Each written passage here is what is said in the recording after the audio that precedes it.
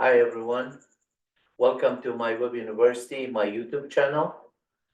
Last month I made this Cybersecurity 101 Introduction to Cybersecurity, and I promised to you that I will make more additional cybersecurity discussion, whether it's OpenSSL, OpenSSH, two-factor authentication, uh, have enabled. There's a number of things we can discuss with vulnerabilities and the number of threats that are there, the attacks that are happening frequently to different companies and different users, how you could prevent it.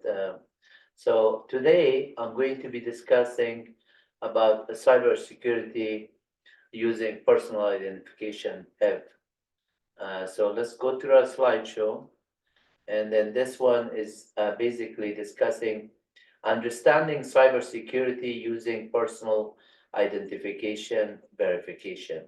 This PIV stands for personal identification verification. Basically, you have a smart card and you have your information stored in a smart card chip, and then inside there, you have all the information for you to verify that it's you when you authenticate to some site, that whether it's in the cloud or whether it's your corporate server or somewhere else on the access list that you need to access it. So we're going to discuss that one. The agenda for cybersecurity presentation, I'm going to be talking about the introduction to cybersecurity. What is cybersecurity? Implementing PIV for cybersecurity, and a benefit of using PIV in cybersecurity. So let's get started with that. First, let's go through the definition and importance of cybersecurity. What is cybersecurity? Cybersecurity encompasses practices designed to protect systems, networks, and data from cyber attacks and threats. So basically, it holds practices, all the things that you do in order to design a system, so it is safe enough. Your system, network, and data is being protected from cyber attacks and threats. So protecting sensitive information, that is part of the cybersecurity. You want to protect sensitive information or personal information, any data that is sensitive to you, you want to make sure that they are protected. The primary goal of cybersecurity is to safeguard sensitive information from unauthorized access and breaches. So people that they're not authorized, they should not be accessing your sensitive information. Only the authorized access, which is yourself, you could reach it. Other people's, when they reach it, it's breaching and sensitive information against you. Maintaining privacy, how you keep your privacy. That's very important part of cybersecurity. Cybersecurity measures help in maintaining user privacy against data theft and surveillance threats. So that's what is important about those threats, basically. Critical infrastructure security, ensuring the functionality of critical infrastructure is essential for societal safety and economic stability. Basically, when you're doing this infrastructure, whatever you have on the platform, make sure that it is safe and it is secure. Common cybersecurity threats and attacks. So there's malware, for example, malware or malicious software that can harm your system and steal sensitive information. Understanding this type and is essential for protection. If you don't know the malware type, it is not easier to detect and protect it. So all these malicious software that are running as worm, as Trojan horse, or as some kind of timing bomb, they could just be a type of malware that could run in compromise your system for security purpose. Phishing attack is the tricks normally hackers use to provide you some information in order to fake themselves, and then through email and website. So they're going to steal something. They provide you some links, some kind of website URL that's not the actual URL or the actual person that's supposed to be sending it to you. They're phishing you, and they're baiting for some information in order for you to click on it. And then by you clicking on it, you're already sending information to some compromised website or compromised email account, or the hacker's email account. So that's important. Ransomware locks users out of their system. So they until a ransom is paid. Basically, they lock your system. They ask you for some amount of money in order to decrypt the key back, and then you have your system back. So in order to prevent it, you have to have these mechanism of doing all the cyber security that is taking all the vulnerability out, which I will be discussing how to protect it through smart card, through software, cyber security software, through SSL certification, through a two-factor authentication, through multi-factor authentication, through PIV enabled, all those things in order to do it. Denial of service attack is also called a distributed denial of service attack. Denial of service attack is basically a way of just overwhelming a website or a service provider for whatever they provide. You're overwhelming it in a way that they cannot do the service that they normally do. For example, if Yahoo or Google provide HTTPS through port 443, HTTPS will be overwhelmed by this denial of service, which is usually one computer or a few more computers denial of service.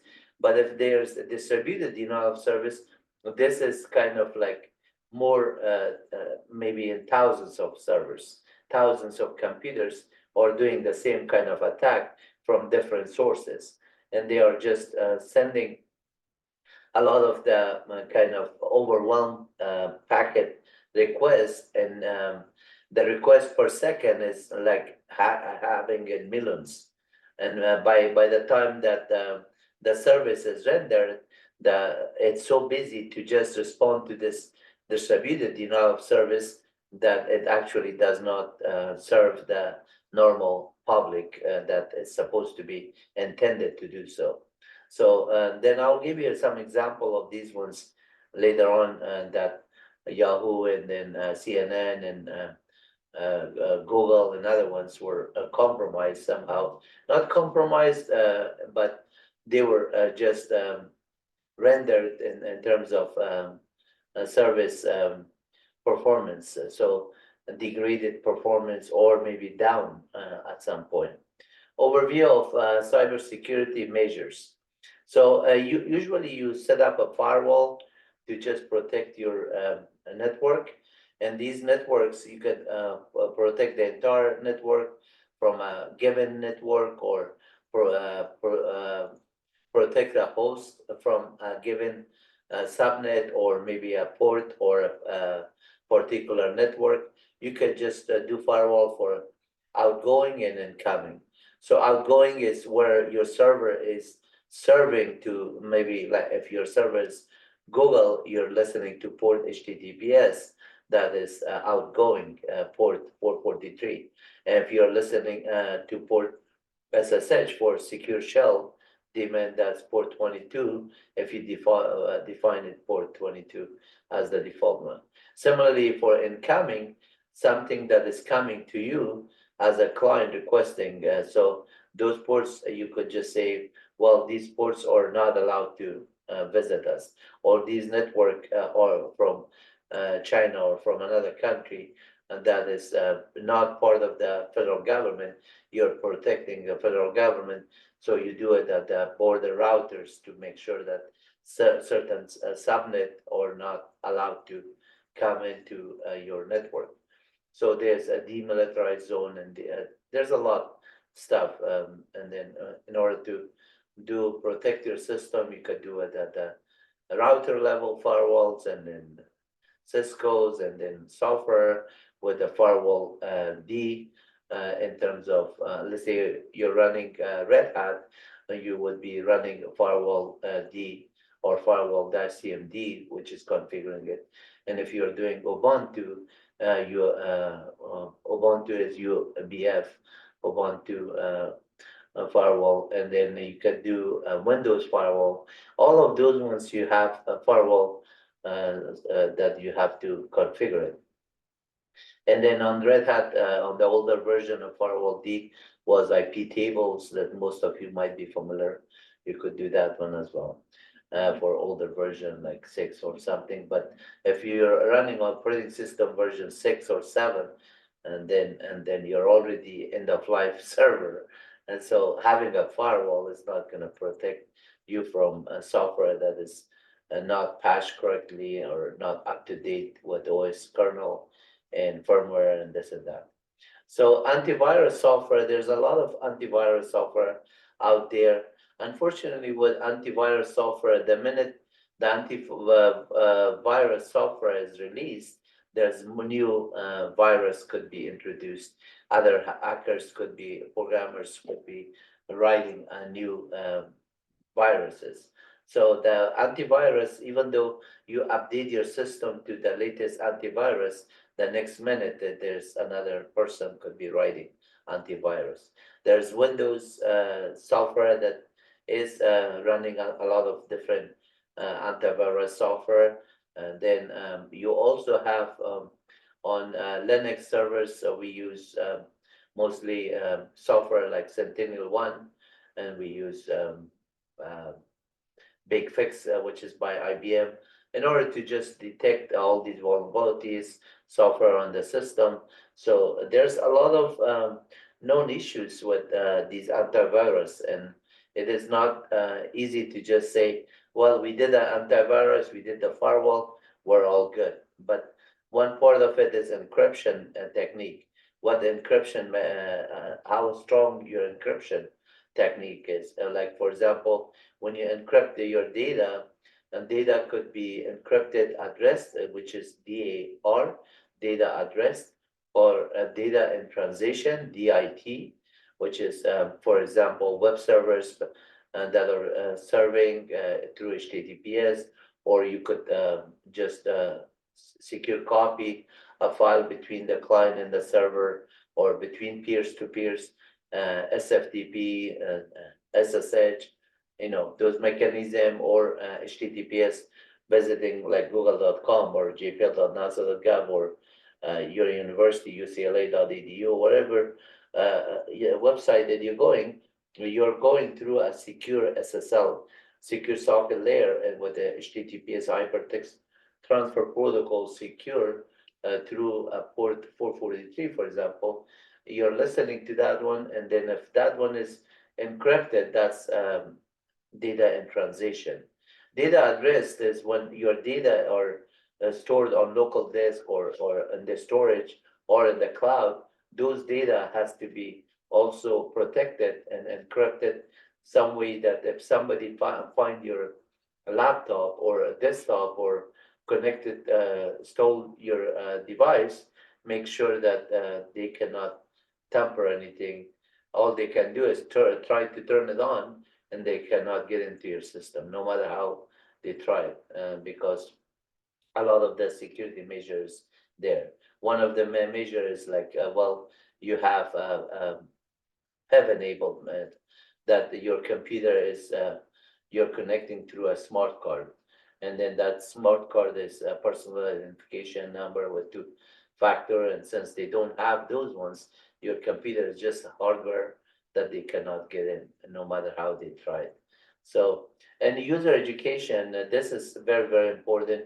Every user at every organization has to be trained for the tools that you have, the resources that you have, how to protect them, how to make sure that they follow the standards, and then NEST standards and FISMA, all of that one. There are a lot of ways that if they depend on which company you work with, or federal government or government or whatever a company you work with, there's a lot of standards. You have to know their policies and standards to follow it. Implementing PIV for cybersecurity. So to steps in PIV implementation, access current processes. So it is assess current processes. You have to see what is the current process, assess it, and then knowing identifying the process, you can see where you need to make improvement. Select appropriate technology. This is very important because when you're making enabling like a PIV implementation, you have to make sure that the integration of this technology with other hardware and software and resources, application, everything is integrated. Then the connectivity, login, and authentication is seamless to the user community, and as well as protecting data and servers and hosted. Training personnel, that's very, very important. No matter how long you train the users, there's always a new technologies introduced. The user might not be trained well enough because they're very busy doing their work, and then security might not be their main concern. But you have to have standards, you have to have your process, your guidelines, everything at their fingertips. So at any minute, they need to refresh their memory or get trained. Every year, they should go through a training for cybersecurity, and every company does that one in order to safeguard it. Okay, integration with existing system.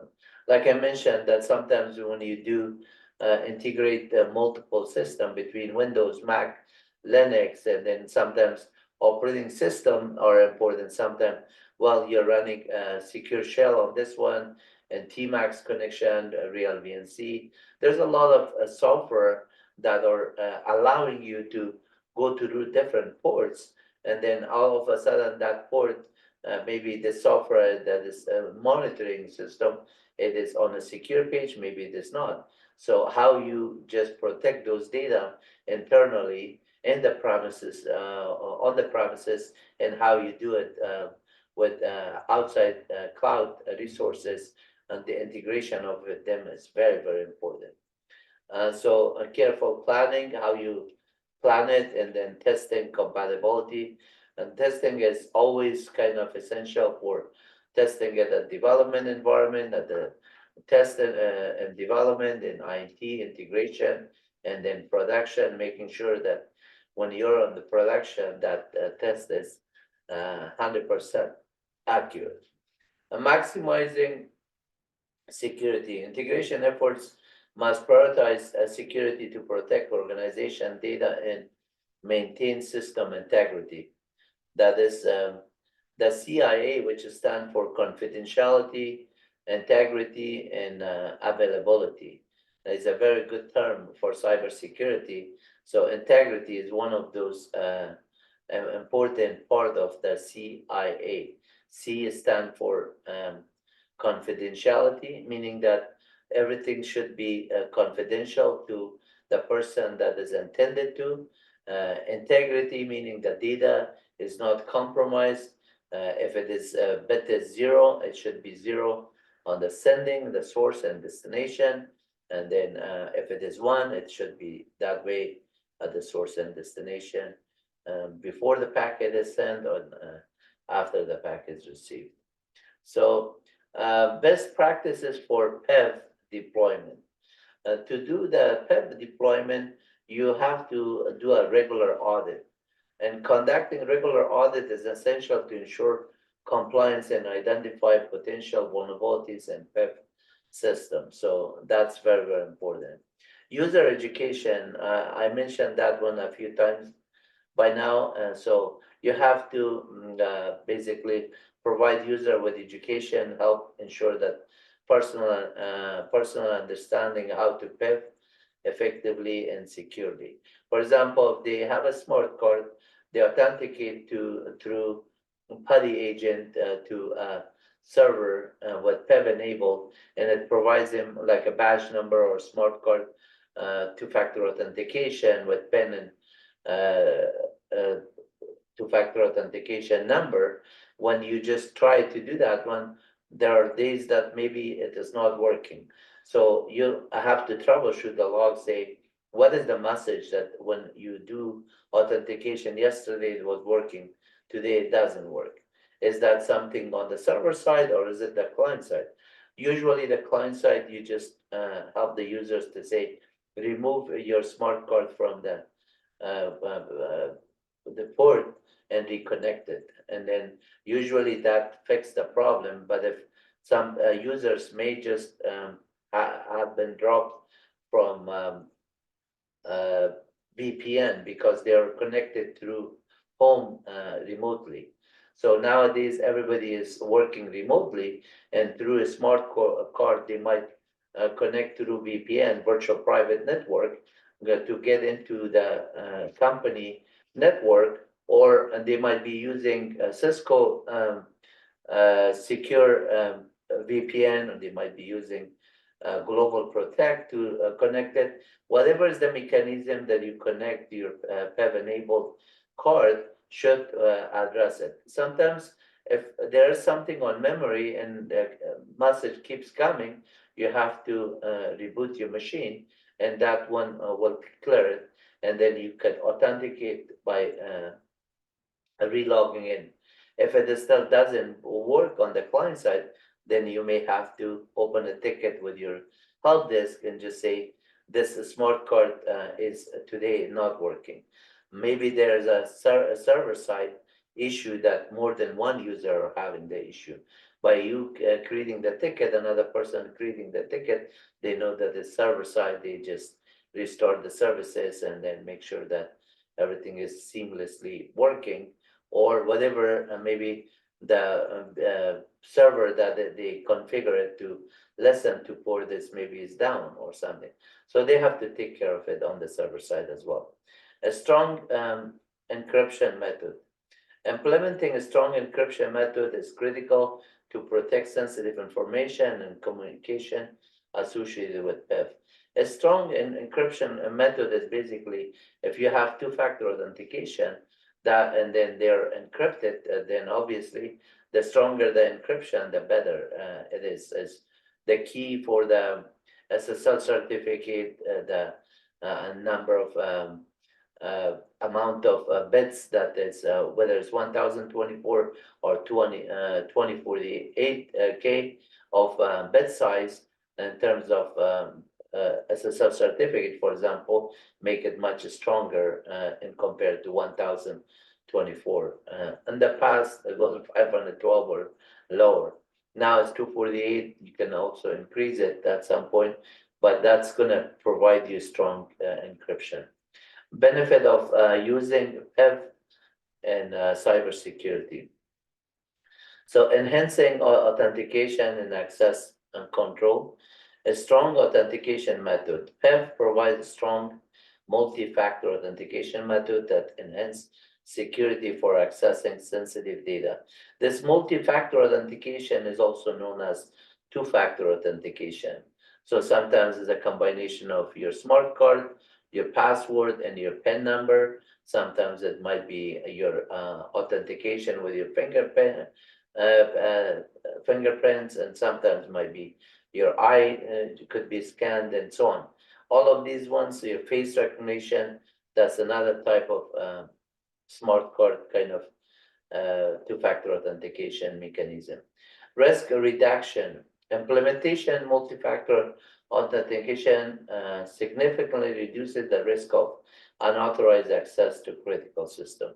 Why is it reduces? Because first of all, somebody may not have your smart card to put it into your laptop, so they have in front of they stole your laptop, or they found your laptop somewhere, Now they want to break into it to see what is in there, what kind of data they can steal from, or what kind of information they.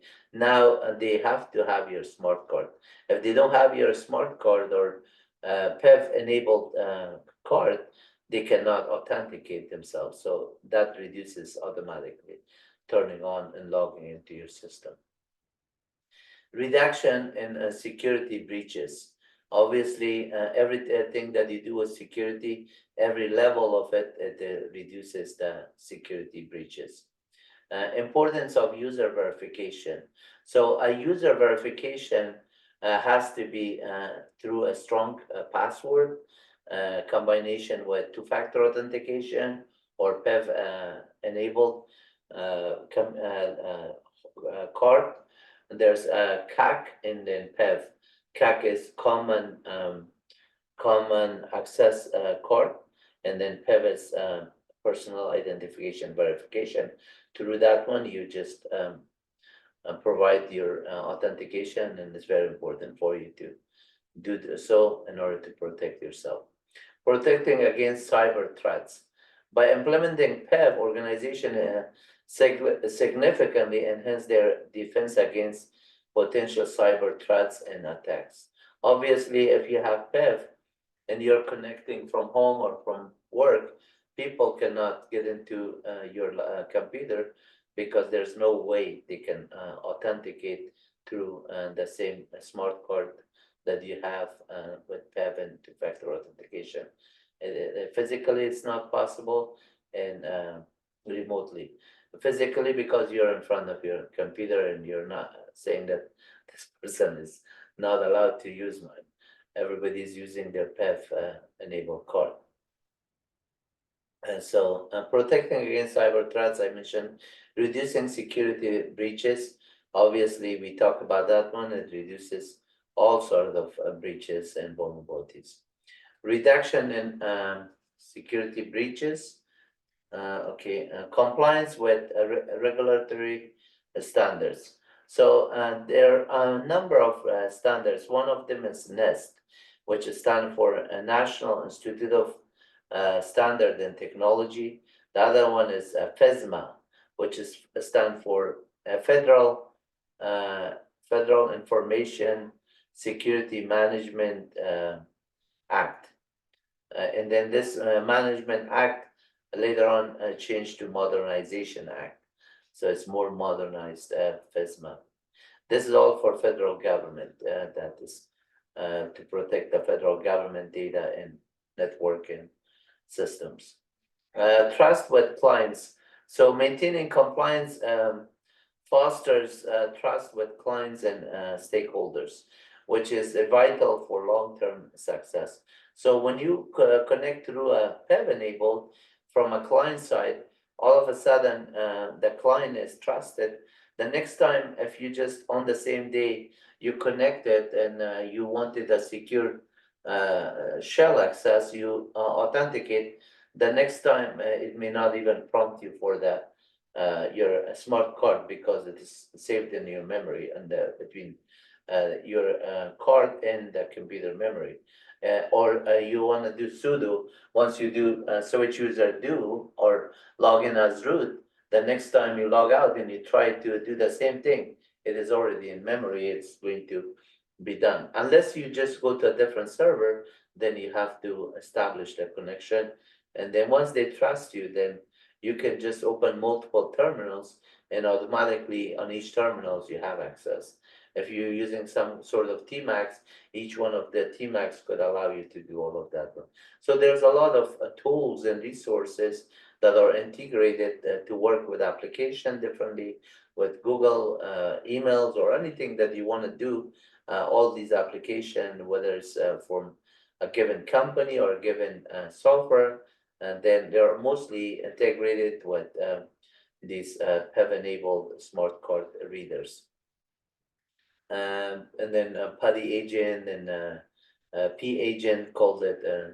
Those ones, there's a lot of ways you could just use this system with a secure shell authentication that are PIV enabled. It helps you a lot. Important of PIN and regular standard, I mentioned it already. So as a conclusion, importance of PIV, we talked about it, and that it's very, very important in order to protect your data and network and personal information, and then improve the security posture. Obviously, the more your system is secure, the more improvement you do on security, the better, and that your data is not at risk, and no threats, no attacks, no risk of data breaches. Regulatory compliance. We talk about the NEST and the FESMA and understanding, applying all of those ones. Let me just go to now my the URL that I wanted to show you some of them. For example, one of them is the company Ubico, which makes the UB key. And the UB key is basically something like this card. And if you watch this video, it's like 1 minute, I could play it, but I want to show you a little bit. And then maybe 10 seconds, I could play it or something. So these keys basically are allowing you to connect to any application that you are basically register with, and then all you do is put in the key and then connect and log in authentication, because your information is stored in this key, like your smart card PIV enabled. So these keys also allow you to authenticate with multi-factor authentication. As you can see, flexible authentication, they allow you two-factor authentication, and then with passwords, also a strong password, or multi-factor authentication, or two-factor authentication. So I'm gonna just quickly click on this one for 10 seconds or 20 seconds.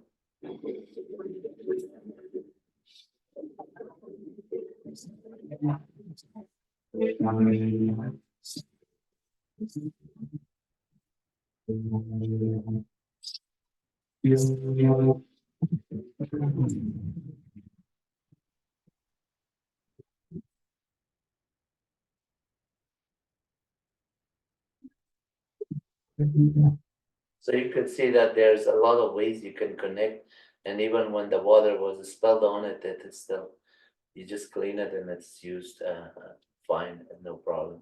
And then this the PIV enabled smart card, and basically the physical smart card. This is your card that has your smart card and the personal information verification, all that thing that is on this chip that is right here.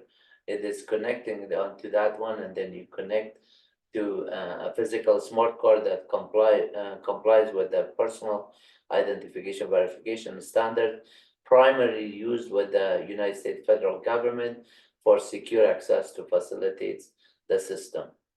And then its function is basically explained here, and I just talked about a few times on this discussion of PIV enable. The UB key, I just showed you the key, that one, the UB key is the key, and the Ubico is the company name that makes it. So I also talk about the Federal Information Security Modernization Act, that in the past it was called Federal Information Security Management Act rather than modernization, but there's FISMA.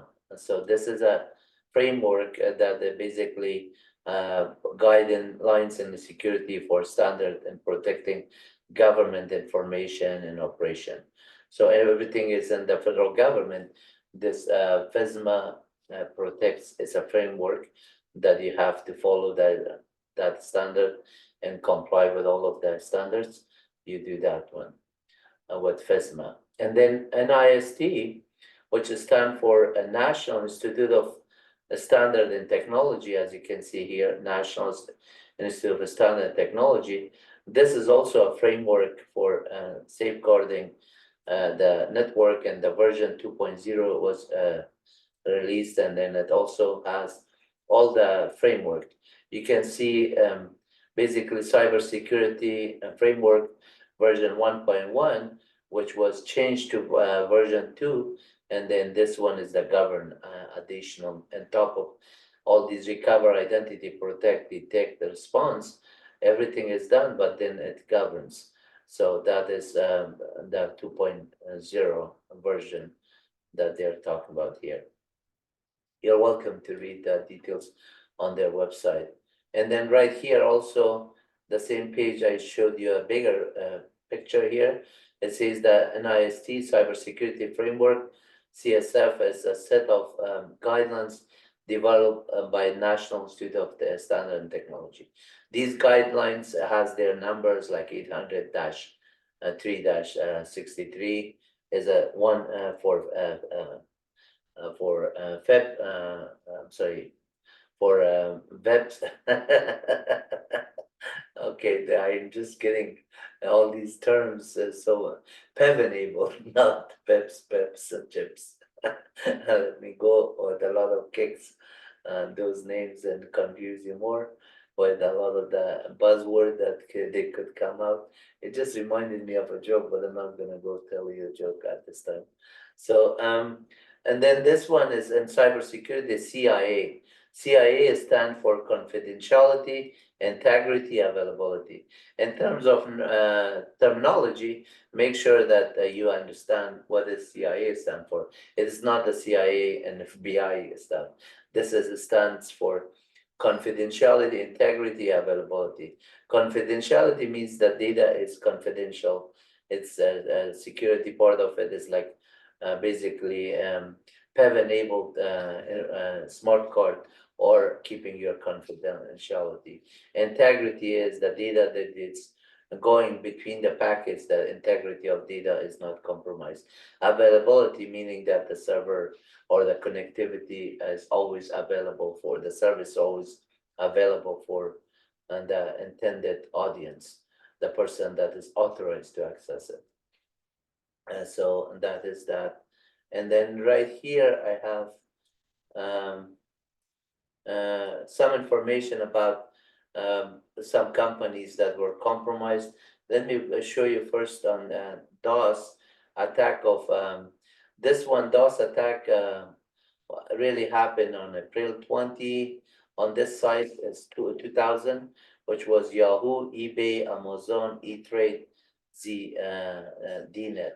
And this one was basically were just denial of service attack. On these services, the servers were rendered that they made millions of requests, and then they come up as zombie computers connecting to your network and then making requests, and then they die, and then there's no way to just identify the IP address or something because they're almost like a zombie machine that is coming. So the process ID changes and a number of servers that are connected. They could be an Nginx or Apache web server or something getting created and then getting closed right away. So those are kind of attack is really harder. And then there's a mafia boy that he was like 15 years old, and then you can see that when he attacked the CNN at some point, there's all the kind of story about him. So you're welcome to read the details. And there's also on August 2023, Google Cloud experienced the largest DDoS. This was for an example of distributed denial of service attack on Google Cloud. And so as you can see, the peaking, the attack in history was the distributed denial of service attack in history was peaking at 398 million requests per second. That's a lot of requests. In 1 second, 398 million requests was coming to Google. And then Google, the way mitigated this one or slow it down is by load balancer and edge server. So right here, it says that, well, these requests were overwhelming Google, and then Google also did some work with other cloud to make sure that some of the information was passed on to other clouds that were integrated with Google to make sure that they could mitigate it.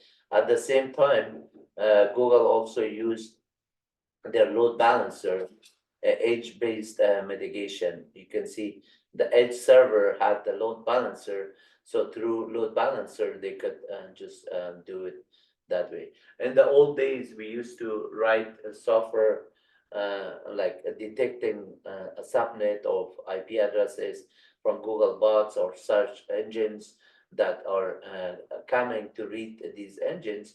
Sometimes you say, well, if it is coming from this network, maybe I could allow this network to connect to our service, but I'm not gonna allow one server to make more than 100 connection or more than 10 connection or more than 1,000 connection. You have to set up a threshold that one server, how many connection they could come. So normally, if a person does that one through one web server, you log into Google, I just open one connectivity, but I'm also teaching, notice how many other connection I just open through Google, right? So if it is coming up to 10 or 20 or something, then usually it's not doing it because it's not per second. These things, you may establish the connection doesn't die, and I'm just still using it to teach something. But if a denial of service attack comes in, they might be using, creating a Docker engine to just, Nginx to just spin off a Docker instance and then make a connection to Google, does some query, and then just close it out, and then create the Docker or re-image it or re-establish with a different IP address and that. But the source IP address within the Docker might be a little bit complex to detect. However, when it goes to the external, the source and destination is very easier to detect it through firewall, through all these software that you could write and check it. So if you don't want the vulnerable people to just, the hackers to send this information to your distributed DOS, you could just basically block them, block a subnet or an IP address or a given port. And then whatever you detect on the log of Apache or Nginx, you could see, do a count on them. If it is more than 1,000 per hour or per minute, then you could block them for a given IP address. And 398 million is not something that you could just say, well, it's let's do it through load balance. They're safe to allow them to go to my system.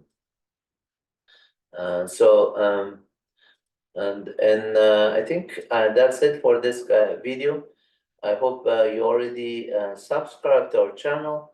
And if you didn't, let's go to my channel to show you on the English version. This is the channel, and you see that there's a lot of videos here. I have a playlist, whether you're discussing best of 2023 or Oracle VirtualBox, Oracle Sun Solaris, Windows operating system virtualization, the direct path to Python programming language, the direct path to MySQL, the direct path to shell scripting, the direct path to Linux Ubuntu, C and C++ code, and each one of them, as well as you could go on videos. I have 1.7K of videos for this, for cybersecurity, for Docker, for React and Vite, and a lot of them, honestly, cybersecurity, and then Linux, Rocky, Red Hat, Ubuntu, a lot, of course, from zero to hero, how to configure SSH, how to configure Open SSL, how to set up web servers, how to do secure website, all of that, the PowerToys, Windows, PowerShell, there's many, Red Hat, Linux, Fedora, Windows subsystem. So you're welcome to do those ones, MySQL, everything.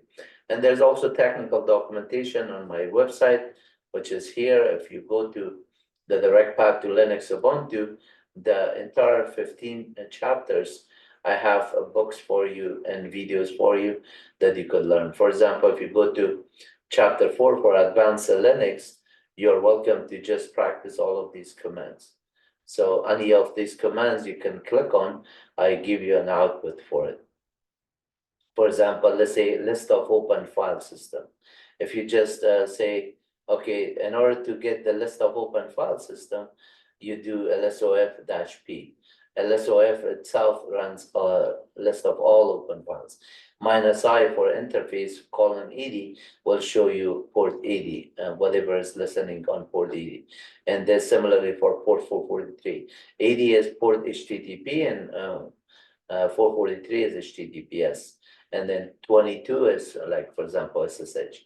And 21 is FTP. So all of those ports, or whatever you're listening to, and that is on the ATC services, you can do that one. And you can also get the manual pages on the documentation for it, so you can read it. In addition, if you just say, well, this is good, can I just run some of these commands? Yes, you could do some of these commands here. Like if I just want to show you process stream 3, I give you a manual pages on that one, and as well as manual pages here. What does process stream 3 do? And then these are two examples. So if you click on the process stream 3 1, this is going to basically show you the system D process with all the sub child process that were involved in a tree kind of structure. So that is what that information is.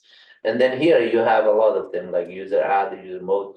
I give you examples of these ones because I don't want anybody to add user on my server by doing this one. But if you are practicing something like Linux, you could come in on chapter 15 here, and then online you can run these commands.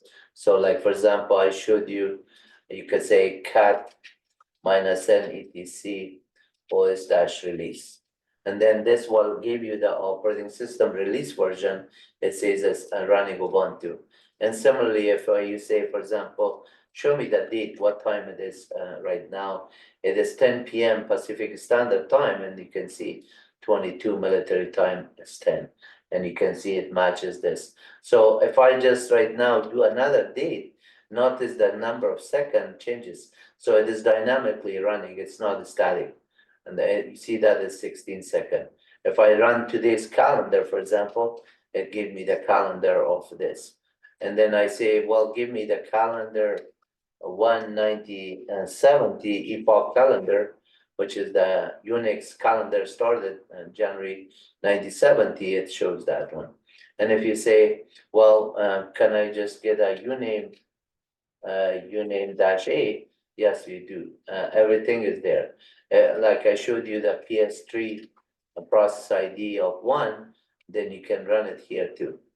And the same process stream 3. So a lot of the Linux commands that I allow you to do it, but at the same time, a hacker, we were talking about cybersecurity, and then a hacker might just say, okay, let's just see what ports are open. They could run up information like nmap or something to get it, and then they could say ts-efa grep -i 443. So if I'm allowing that command, then it will just display this information saying that this is running.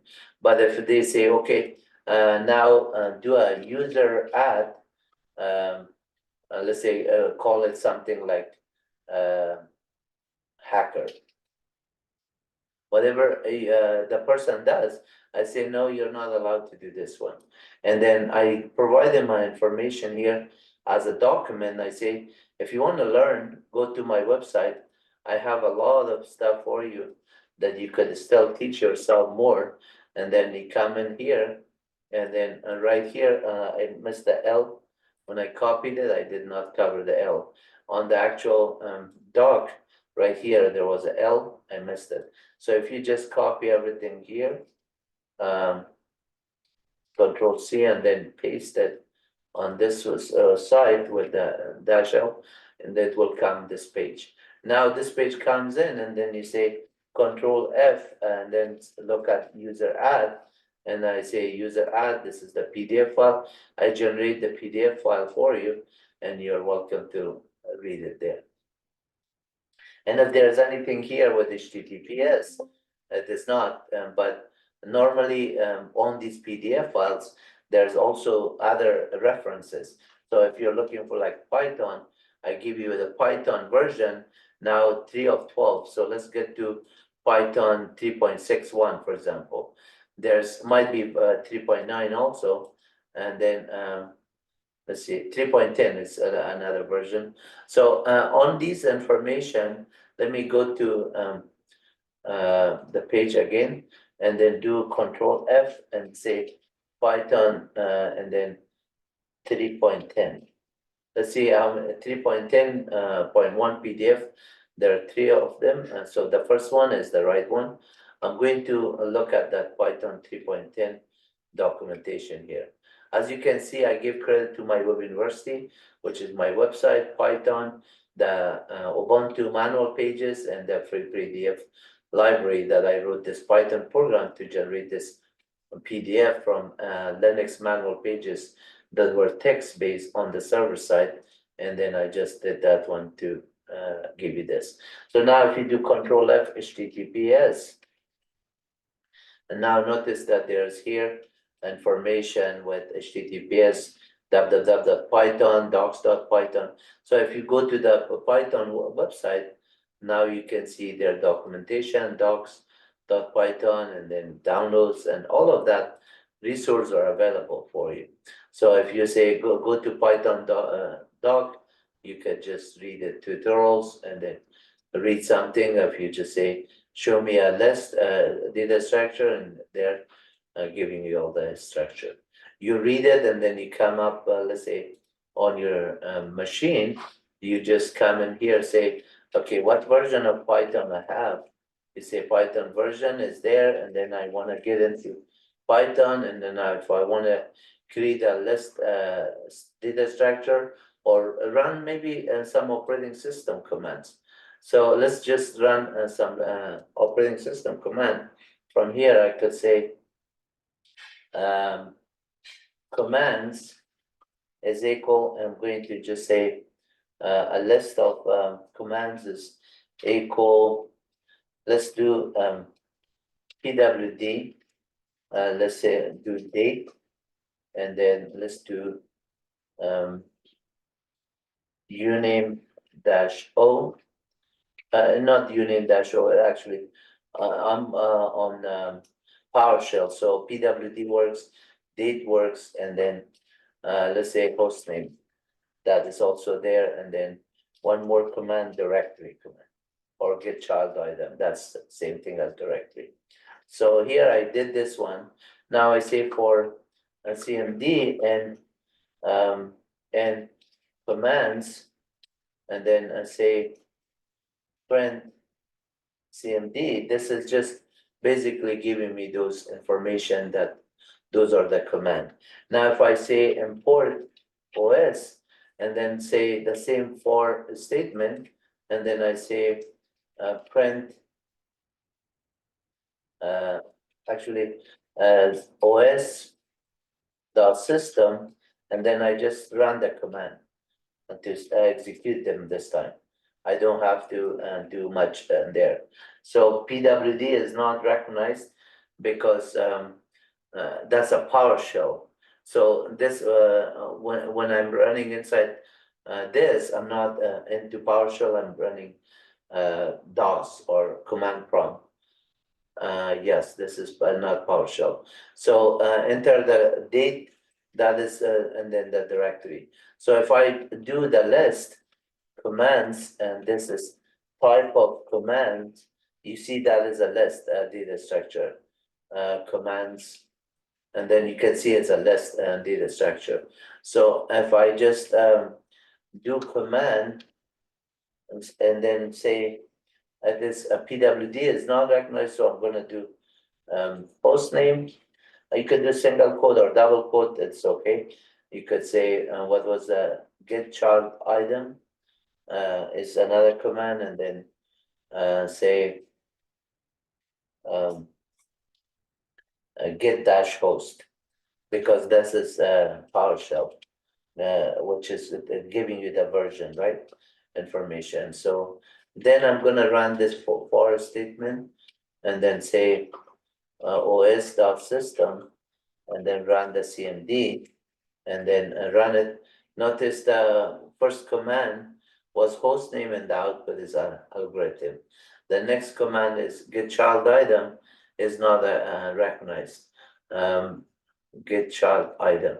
So let's see why that is not recognized. So os.system, I could do that command myself, and then notice that get host was not recognized either. So if I say this one, get dash host, it is not going to work. But if I do clear the screen here, clear the screen, that is not recognized. CLS, okay, CLS works. Apparently, I'm on the version of PowerShell, yes. Get dash host should work, PWD works, and then those commands are get child item works. So somehow from within Python, it was not recognizing these commands there that were PowerShell. It did not know that I was inside PowerShell there. Somehow it thought that I was there. So let's try one more thing here. Python here and say import OS. And then I'm going to say os.system. And this clear screen is going to work because that part is fine. But if I say get child item, it's not going to recognize. But if I say PowerShell in front of it, it might run that, yeah. See that? So this one, if I just do PowerShell in front of the other one, get dash host, it's going to run the get dash host information. And saying that spin off a child process rather than the CMD, the child process PowerShell, and the command I want to run is get dash help, and then it's going to do the get dash help. If I say get dash help, get dash command, that is there. And then similarly for PowerShell, I could say, for example, PowerShell get dash process, and then it's going to give me processes on the system. At the same time, I could say just run the PS command, which is also get dash process. So then if I say alias PS, then it's going to say PS is stand for get dash process. Similarly for alias dir, it's going to do that one. Alias PWD, get dash location, and then alias get child item is also in directory get child item is GCI. Remember, PWD was not working without this. It says I don't understand this command print working directory, but in order to run it within PowerShell, you just have to put a prefix saying that open PowerShell and then run the command. And so that is what it does. And I'm going to quit out of this one. There's a lot of tools that you can use these things. I don't know why I got into PowerShell because of this Python stuff, and then Python made me just use it from within that and get that information with Python. So all of these stuff are there. You could do a lot of stuff with that. But be safe, secure, and join my channel and learn computers. So if you try to say rm minus rf star.cgi star.sh star. Python, any of those ones, then I say no, you're not allowed to do this one.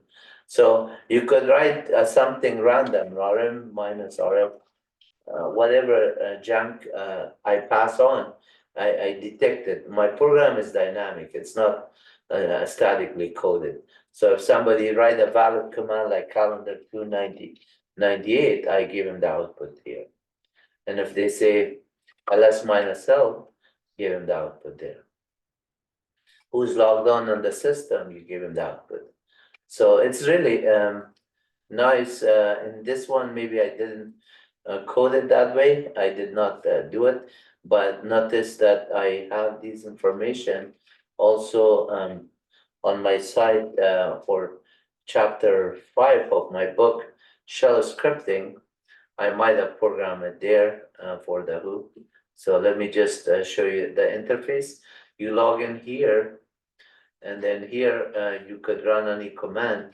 Like if I type in pwd, it runs the command show the output, and I say who is logged on the system, and it is still not there. I did not program it. But if I want to program it, let me just program it, and then you can see how easy it is to undo that output. I could do it for this one or the other one. Each one of them, if I program it, it's gonna work. So let me just go to do on the other one, which is chapter 15, because I wanna control it at least one way or another one. So right here, you can see if you type in who, it is not allowing the output here. But if I program it that, let's say, for example, PWD, somebody type in, it's gonna show. When you type in who here, it's not gonna show. So how do I fix that one? To display the output of who, and this, I'm gonna program it. So now let me just pause the video for a little bit so I can make modification, and then I'll come back and show you the output. So stop, pause the video. Okay, now I programmed it, and when somebody comes in on the website, in the past it was not showing that output because I didn't program it. Now, if you could just type in who, it should give you the output right there. And it's all dynamic that you can see in the current process on July 11, which is today. And then if you run the date command, exactly every other command that was working, it is still gonna work. And so calendar command is going to show you the output of calendar. If calendar is not working, let's see if it is not programmed. It is working. I just must have typed something different. So like calendar 19070, we try that one and it should work. And then there you go. So I'm gonna end this video, and I hope you enjoyed it. I hope you join our channel and start learning and share the channels. If you are speaking Farsi, I also have MyWebUniversity in Farsi. I have 239 videos. You're welcome to subscribe if you speak Farsi or Dari. Mostly people from Afghanistan, Tajikistan, Iran, they all speak Farsi, and you're welcome to learn it and the language. If you don't know computer, you have to learn Farsi. That's a requirement in order to know computer. No, the other way around. If you want to learn computer, if you want to learn computer, you have to know English, and then you can learn it. But then if you are learning it for C, because I made the video in for C, you're going to learn computer as well, which is in both for C and English, depending on what channel you attend. Okay. And then there are stuff here that you could do. If you want to see my videos, you're welcome to go through these videos and watch the full course from zero to hero on Red Hat. This is a full course from zero to hero on Rocky. There's mastering Visual Studio Code, Python, R, MySQL, SQL, and videos. All of those ones you can see a full course. For Red Hat, files in PDF on YouTube, and there's advanced Linux, Bash scripting, and so on. And then if you go through courses, obviously, there's courses that you can also get a Red Hat, a full video, 4 hours, Rocky, Bash scripting, Ubuntu. I have 2 of these videos. One of them is 6 hours, the other one is 2.5 hours. So this is like Linux Ubuntu long-term support, version 24.2, and then R programming language, statistical software programming, or similar to Python, and it is mainly for statistical programming and financial programming, and also have a lot of data sets that you can do, and you can use those data sets within Python as well as R language to just do a visualization, and I have a lot of videos on it.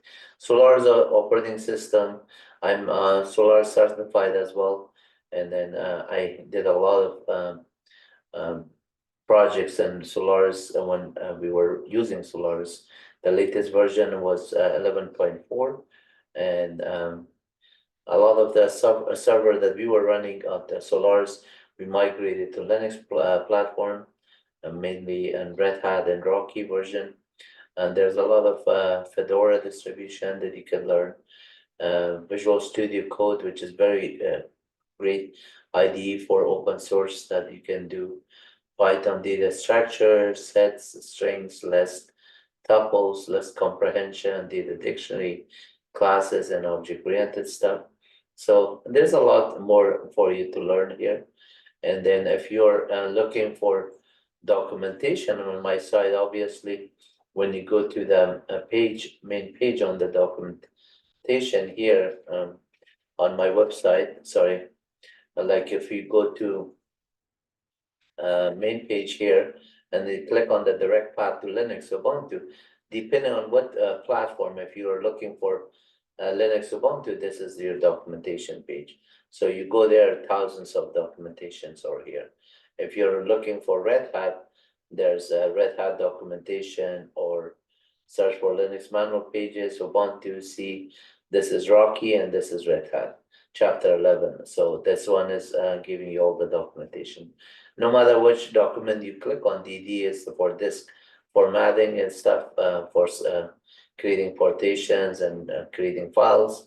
You could just do the manual pages on it. Similarly, if you just go on Rocky, I have more than 11,000 PDF file. These are all by section 1 through section 9. So whichever document you click on, and then I just generate you the PDF file here.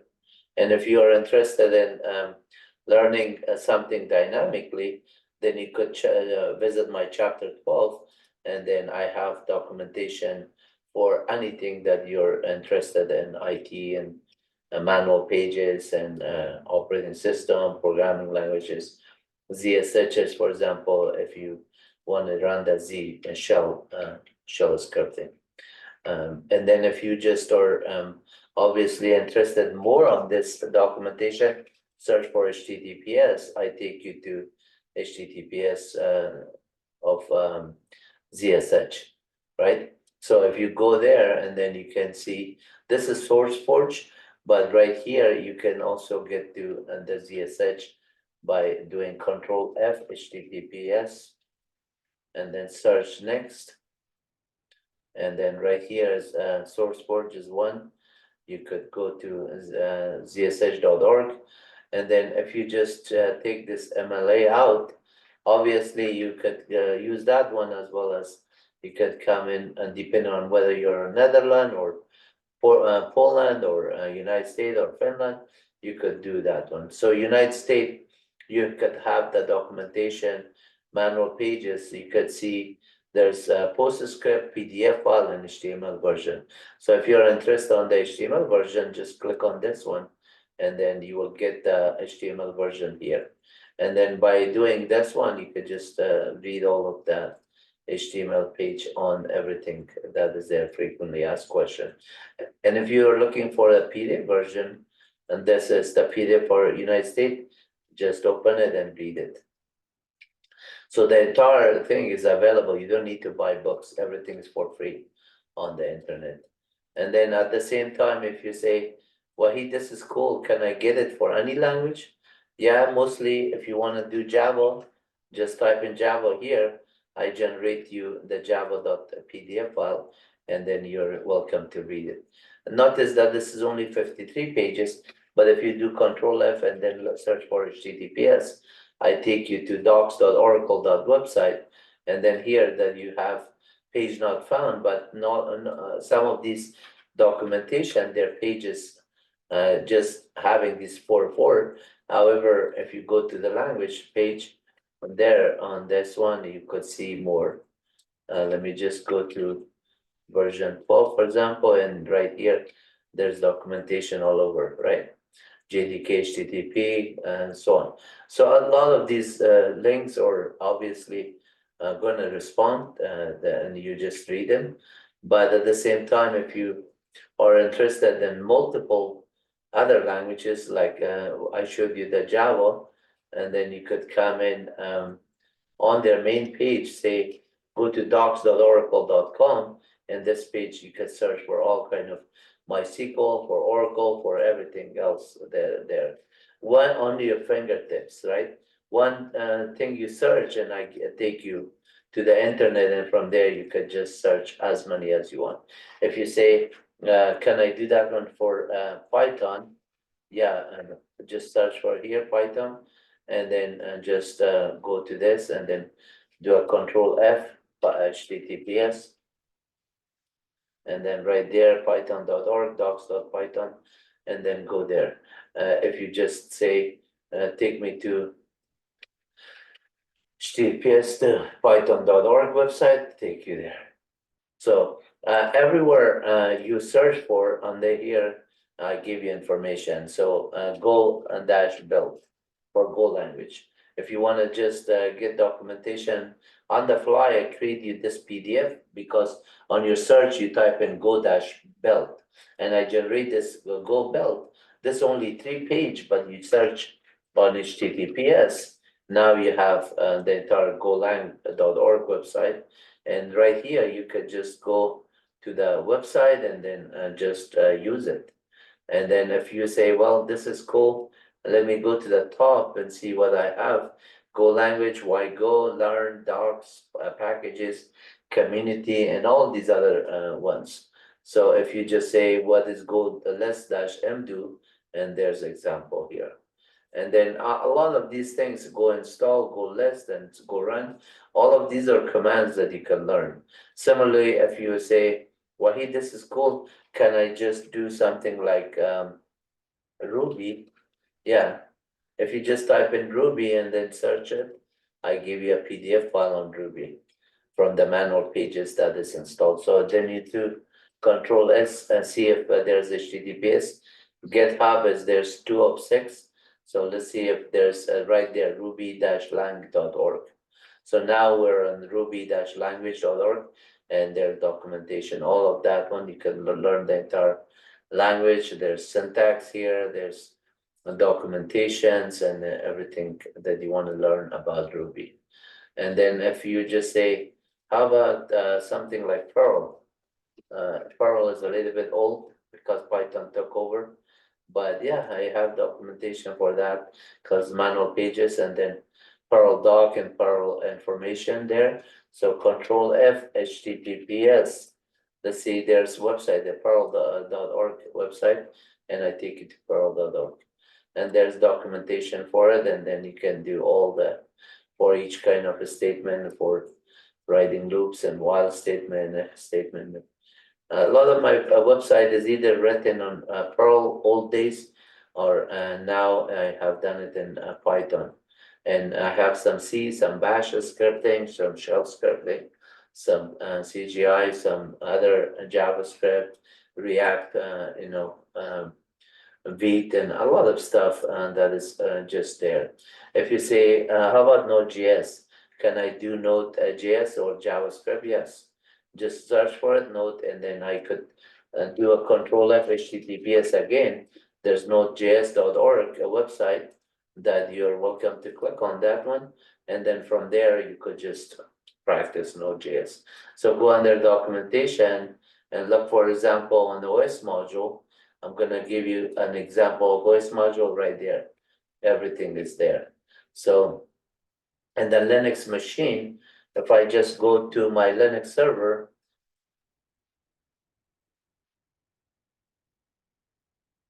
and then just run a couple of commands, let's say I log in here.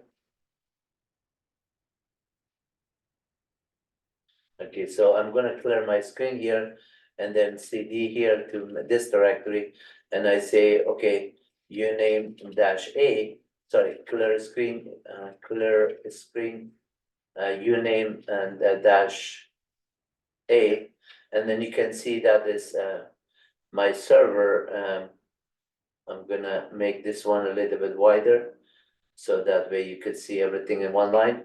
And then if I say date command, calendar command, cat -n, cat minus n etc os dash release.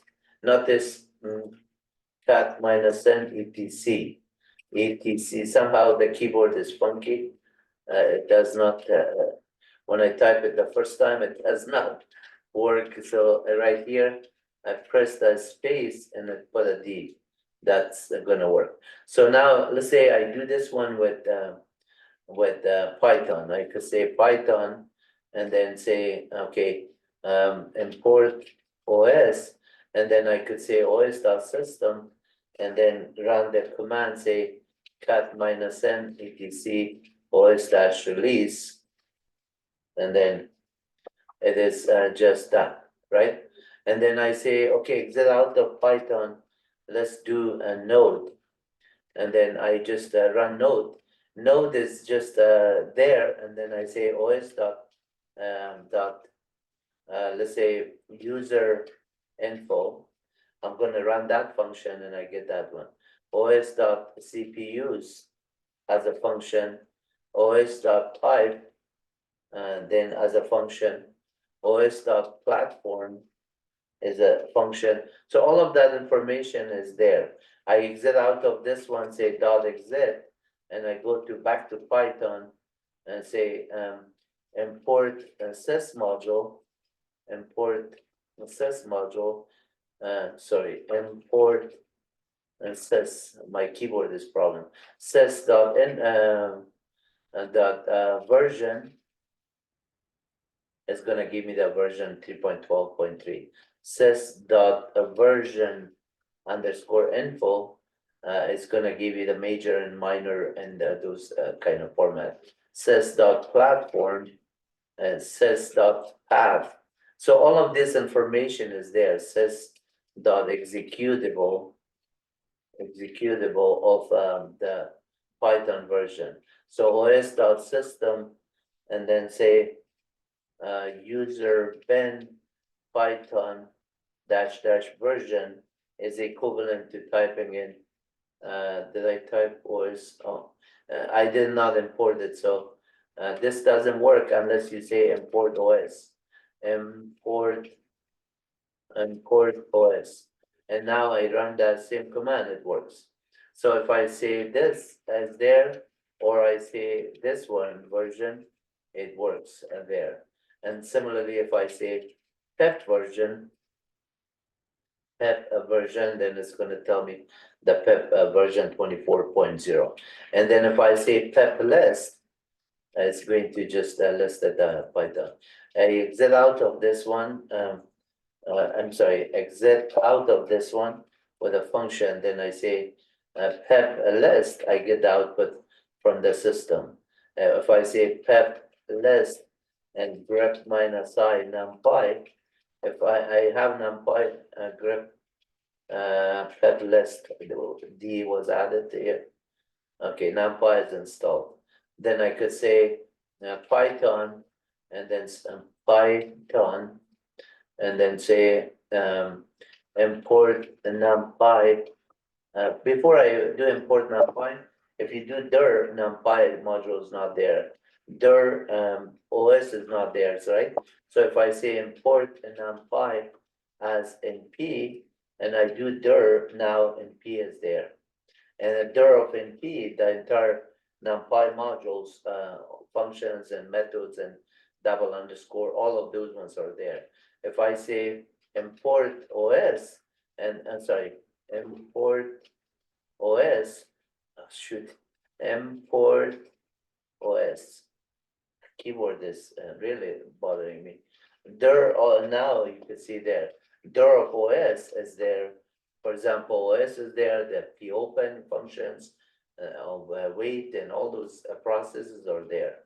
So if I want to say os.system, and remember the uname-a command that we did, you can just run that command by doing this, and then it will give you that uname.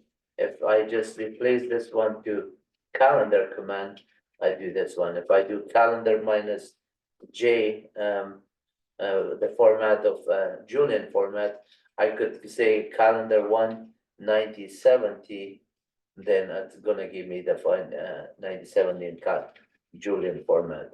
if I just say this one, and then I could say, let's see if which calendar is there, which file is there, yeah. So which new calendar is there or not? Yeah, ncal is there. So I could just, instead of this one, give me the calendar command, this one, and then now give me the new calendar, and it's going to give me in that format. So you can do a lot of stuff with inside the modules there with other commands and everything else. And then I'm going to exit out of this one, quit there, and then see what else we could do is ps minus ef minus I Apache. And notice that when I say I'm listening to port 443, so if I do a grep minus I 443 on etc services, that's HTTPS. Notice that HTTPS for TCP port and everything. So LSOF, list of open files, minus I port 443, that I'm saying that my Apache web server is being run on that HTTPS. So if I just say, well, that's great, HTTPS. So and now in the process ID that I started as process ID 1, I could say PS3 1681.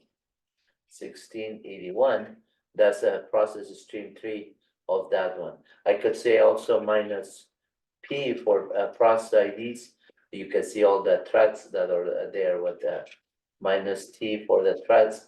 You could get a lot more information there. And then if I just say where this one was a spin-off from PWDX of the process stream process working directory of executable, it is there. So if I say give me a PS3 of it, it shows that one, and then I say give me a P map of a process map of it. That's all the process memory map with all the LD libraries and shared object files, or all of them are there. So there's a lot you can do inside Linux to do it. And then when I did LSOF minus I, LSOF minus OF, LSOF minus I colon 443, you could see that I'm listening to port 443 on this one. If I say, let's just check for PS3 of 1681, we did that one, and now I'm going to 1681, 81, and then I want to see LSOF minus P, LSOF minus P, show me that process ID of 81. Notice that all the connections that are coming, the shared object file that are established, including the one that are saying listen here, listen on HTTP and HTTPS. So HTTP is getting port forwarded to HTTPS. And the way it does is say my Apache web server, PS minus EFA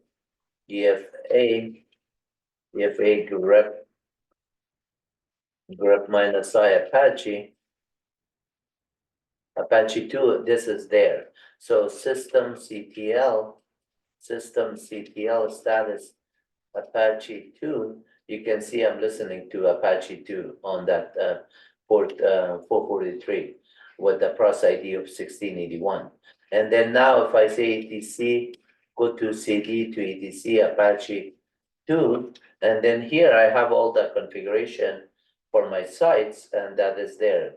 So cd to sites dash available, and then look at this one. You can see the default dash SSL, more default dash SSL.conf. So more default dash SSL.conf. You can see my web server is running through this port, and then it's connecting it, but it is listening to mod SSL for the secure page, and then it is going through port 443. And if I just check further,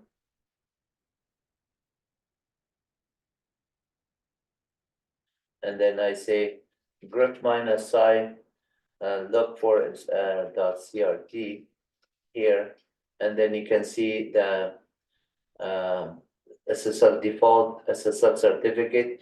This is your domain name, digital certificate. So I configure them on my site with this information, www.mywebuniversity.com, and then SSL certificates are there. Let me just check it. And this is the CAR file. That's how to, when I did it, the documentation, I saved it into this, and then domain name, digital certificate. And then the one that I have on my side is maybe on the enabled things. Let me just go to dot and then see store enable.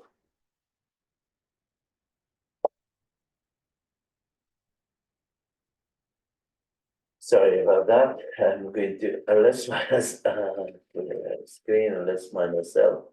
Okay, so cd to sites dot enabled sites dash enabled cd sites dash enabled.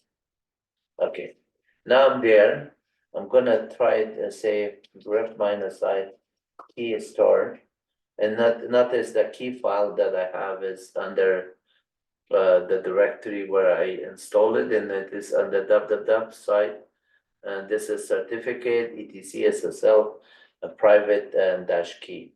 So these are my keys information, and there's also CRT file, CRT, and then that's also installed on the path that I want. So if I look at the etc SSL, there's private and other ones.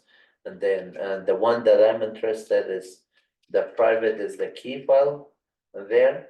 And then the server.key and other ones. And then the other one was under private and search. Search is my CRT files. So if I look here, say, do ls minus ltr, and then look at the certificates. These are intermediates and CRT files. All of them, one is the last three are the certificate that I'm using for it. And if you go to the web server on mywebuniversity.com, click on this log, then and this certificate is secure. So when you just certificate connection is secure, you can validate it as MyWebUniversity.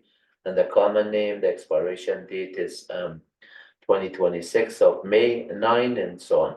And then the fingerprints is here on the SHA-256. Remember the method that you're doing with the fingerprint of SHA-256, a stronger cipher, as well as cipher suite of a stronger for 256. And then also the key is 1024. And then the how to I did it is just basically using OpenSSL. So since I'm there, I'm going to show you that part also. So if I go to etc Apache 2, and then etc SSL, and then right here, the one that I want to show you for the files, let me see what I have a search. I did it a year ago, so I'm not remembering the name right away, but I will find it out here. So and then let's do something like find dot minus name, find minus name, a star star dot let's say how, anything with how. I'm going to get it, and no, that's not in there, that directory. Let's go to here, and then and now I'm gonna go to etc Apache 2, and then let's see if I have a how file here. No. Where do I have it? Under sites available. sites environment Apache 2 conf okay sites dash enable. Let me see if no sites dash available.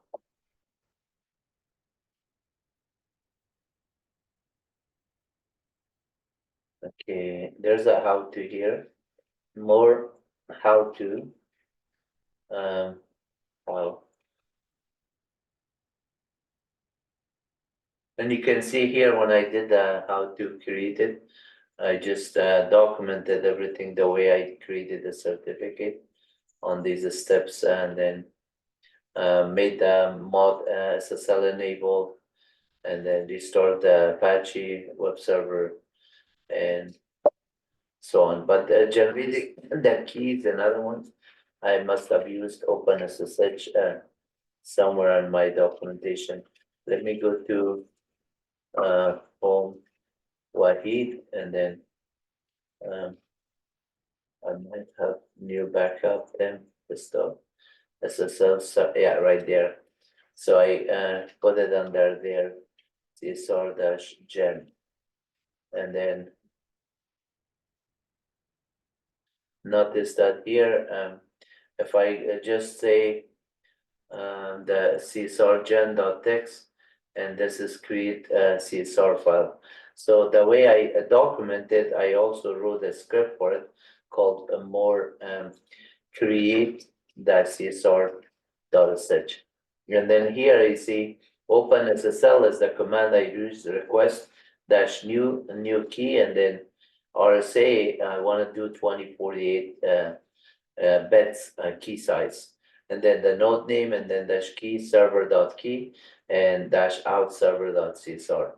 And that file creates this CSR file, which is the certificate file server.csr, is this content all encrypted. The key, I'm not gonna cut it there, but there's also, after when I got the certificate, I saved the certificate after I generated to and DigiCert or whatever certificate I used with their certificate. I just get the CRT file and then assign it and install it there. And then I showed you that one .myWebUniversity.com. So I'll end the video here. I hope you enjoyed it. I hope you learned something out of a lot of the discussion here. I went a lot more behind the basics, and I covered a lot with command lines, as well as show you things around with the terminologies. I hope you learned something out of it. Take care. God bless you all. Bye bye.